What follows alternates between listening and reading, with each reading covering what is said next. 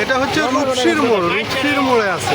দেখেন গার্মেন্টস শ্রমিকেরা 8 মাসের বেতন দেয় নাই না, 8 মাসের বেতন দেয় না, ওনারা রাস্তা বন্ধ করছে। আমি রুগী নিয়ে যাচ্ছি এবার কেয়ার হসপিটালে, ফ্যাক্টরি এখানে, তো ওনারা বেতন পায় না, তো ওনারা তো গাড়ি জ্বালাই দেয়, গাড়ি দাঁড় করাইয়া এখানে অন্বেষণ করলে হবে না।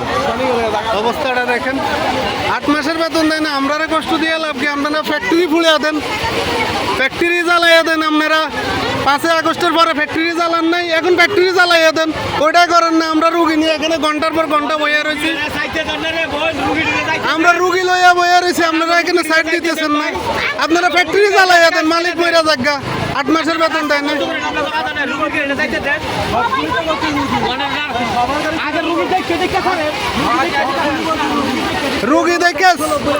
রুগী দেখে ছাড়ে দেন, রুগী জাগো আছে তাগোটা ছেড়ে দেন।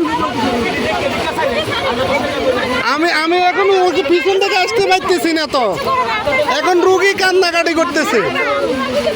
তো এই অবস্থা, এটা ফ্যাক্টরির নাম কি? এটা সব আটকায় রয়েছে। আমার গাড়িতে রুগী, মেয়ে অবস্থা খারাপ। আমি এবার কেয়ার হসপিটালে যাবো, এখান দিয়ে ঢুকছি, এখন এবার কেয়ার বসুন্ধরাতে ভাই। আপনারা ফ্যাক্টরি ভাঙ্গা চূড়া করে দেন, আপনারা আগুন ধরা দেন ফ্যাক্টরিতে, আপনারা রাস্তাঘাট বলক করতেছেন, এটা কোনো কথা হইলো? এখানে অবস্থাটা দুদিক দিয়ে জ্যাম লাগাইছে। আমি রুগী নিয়ে যাচ্ছি বসুন্ধরা এবার কেয়ারে। আমরা এই দেশের নাগরিক না, ওনারা বেতন পায় কোম্পানি থেকে, রাস্তায় আসি বলক করে। এটাতে সমাধান কি? প্রশাসন নেই, পুলিশ নেই, দেখেন অবস্থাটা।